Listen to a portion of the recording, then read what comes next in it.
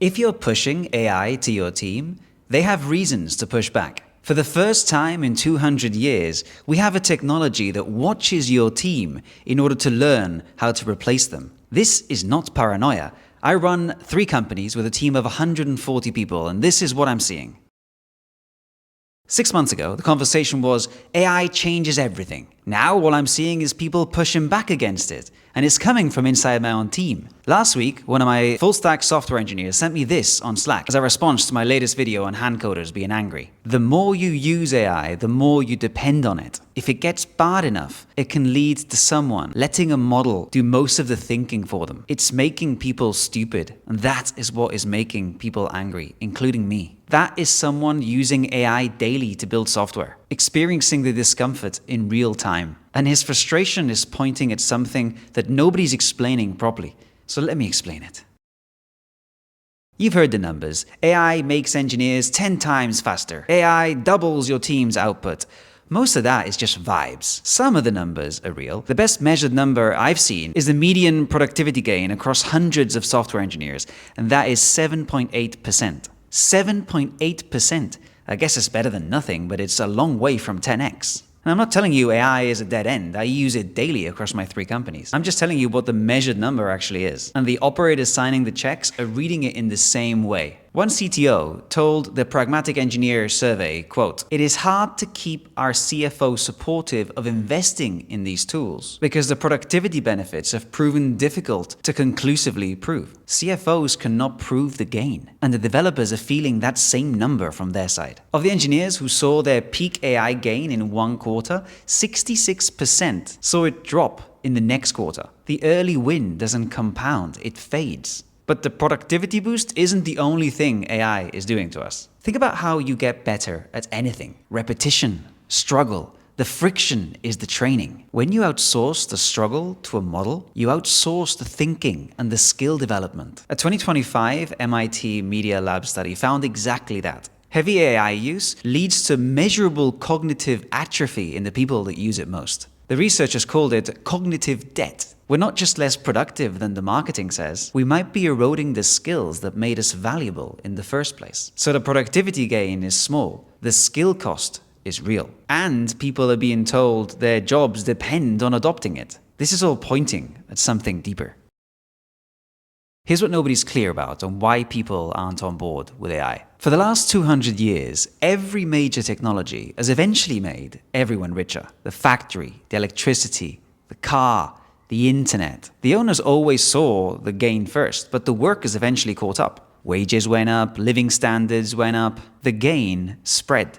But AI is the first widespread technology where the owner sees a productivity gain immediately and the worker often doesn't see a gain at all. In many cases, the worker is helping train the thing that will eventually replace them. There's a video doing the rounds that you might have seen. Factory workers in some plants are being asked to wear cameras while they work. The cameras record every motion, every decision. The data trains an AI that will eventually replace them. These workers are being paid to teach the machine that will take their job. And it's not just factory floors. Last year, Mark Zuckerberg announced that Meta would be putting recording software on its engineers' computers so the model could learn from them. Weeks later, he laid off 8,000 people. 8,000 engineers cut frees roughly $4 billion a year. Meta's AI spend this year is $135 billion. The maths tell you where the bet is placed, and it's not on the people. That asymmetry has always existed. What's new is the speed. In 1900, the factory worker saw the boss get rich first and waited a generation for their own share to follow. The worker wearing a camera in 2026 sees that gain go into their boss before lunch. So when people say something feels off about AI,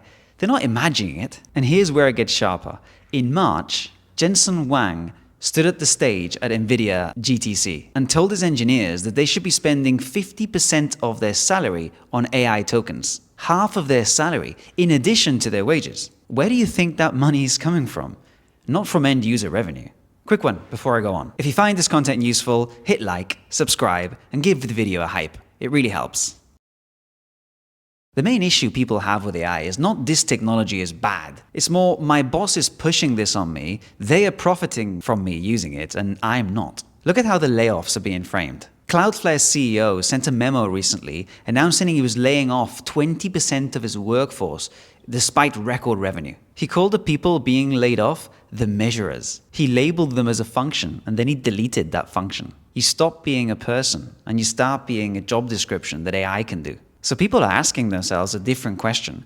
Am I not more valuable than ChatGPT? With all the judgment and experience that I've built up? The data confirms what they're feeling. A survey of 2,400 executives and employees this year found 60% of companies plan on lay off people who do not adapt and embrace AI. The same survey found that 48% of executives are calling their own AI adoption a massive disappointment. So people are being forced into a tool on a threat of losing their job, where the return isn't clear even to the people mandating it. Now, zoom out. That's one extreme. Let's look at the other. Uber rolled out Claude Code to 5,000 engineers and burned through their entire 2026 AI budget in 4 months. Per engineer costs hit $2,000 a month. And the AI companies that all that money is flowing into, most of them aren't profitable. Anthropic just reported its first ever profitable quarter. It's the first time any major AI lab hits profit. OpenAI isn't expected to be profitable until 2029. So where is all this money actually coming from?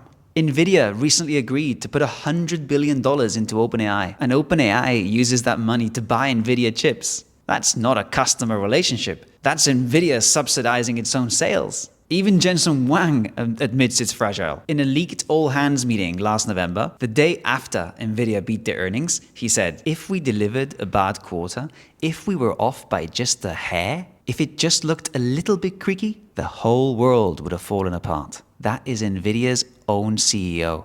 The whole world. Michael Burry, the guy from The Big Short, says Nvidia is like Cisco. Most people remember the dot-com bubble as the pets.com vaporware. Burry's argument is that it was actually Cisco. Cisco, in 2000, was a real profitable company whose equipment ran the early internet. The bubble was that the infrastructure got built years ahead of demand. The technology was real. The build-out was real. The market was just way ahead of revenue. The demand for AI is real. I see it inside my own companies. The question is, how much of it is organic and how much of it is Nvidia paying its own customers to buy its own chips? So the bubble is real, but it's a financial bubble. The technology underneath it is not. And because we're so early in this, what AI looks like inside my companies is different from the marketing version. Let me show you.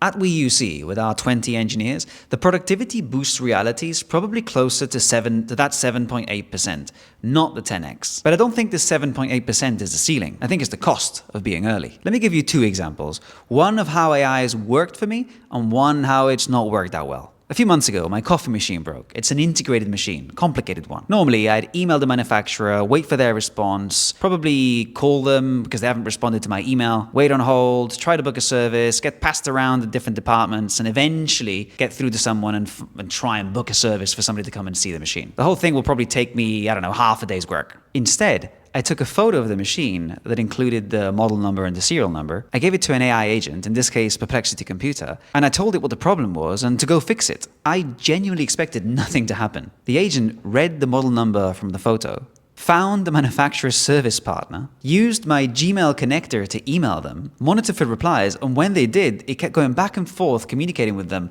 until it came back to me with a list of appointment options. I approved one of them and a price, and the manufacturer called me an hour later to confirm the appointment. The engineer then turned up, machine was fixed. End to end, I probably spent 5 minutes on it. The agent did the rest. Second example, and this one is a bit messier. We built our own AI code review bot. It reads every merge request and it provides comments through Claude. When it works well, it's genuinely excellent. But last week it ran 10 reviews and cost us about 100 quid. And on one of them, it recommended to restrict its own permissions. Then on the next run, it couldn't post comments because it revoked its own access away. One of my engineers described it as a brilliant 5-year-old with a doctorate and amnesia. The capability is there, but the economics aren't quite there yet. So that's what AI actually looks like up close in my world. One clean win that saved me half a day, one expensive bet still being tuned. The 7.8% is only because we're still learning. This video is sponsored by Palabra AI. They do real-time translation that keeps your voice, 60+ languages translated in under a second. Not a robot voice, your cloned voice. And that's not a small thing when you've grown up between two languages like me. I'm half Spanish, half English. I actually worked as a translator when I was a teenager, so this hits close to home for me. My dev team is mostly based in Ukraine. Their English is great, but when something gets technical, they'll switch to Ukrainian to explain it properly. And Palabra handles that instantly, both ways. You can use it for online meetings, broadcasts, in-person events, or straight through their API. And normally a human interpreter at a live event would cost you about $1,000 a day. This is a fraction of that, does the job just as well, and doesn't get tired. Scan the QR code or use the link in the description and use my discount code Axel Molist 30 to get 30% off and start your free 3-day trial on me. Actually on them, but you get the idea. The people pushing back on AI, I get it. They're not Luddites. They're seeing the asymmetry. They're being asked to wear cameras or have their screens recorded so they can train the thing that's going to replace them. And they're all feeling the cognitive cost, the skill atrophy that my own engineers are warning each other about on Slack. And the people who are deeply convinced that AI is going to change everything, I get that too. Because every time I see an agent do something in a minute that used to take me half a day to do, I see what they're seeing. The technology is real. The capability shift is real. It's just smaller and slower than the marketing version for now. Both things are true at the same time. The bubble is real. The technology is real. The frustration is legitimate. The opportunity is legitimate. There's a lot of AI noise, and there are far fewer real outcomes. How are you seeing this play out? Is your team resisting? And if they are, is it the cognitive cost or the economic asymmetry? This is what I talk about on this channel. If this is the kind of thing you want more of, hit like, hit subscribe, give this video a hype. It really helps. And if you want more of this kind of thinking, the stuff that doesn't fit in a video, what's actually working inside my companies, what's breaking, I share it on my newsletter every week. Head over to axelmolist.com and enter your email to subscribe. Your team's frustration is real. The technology is not the issue. The issue is the billions chasing what AI might do tomorrow, not what it does today. And if you've not seen what 6 months of AI coding does to my dev team or did to my dev team, that one's right here. See you in the next one.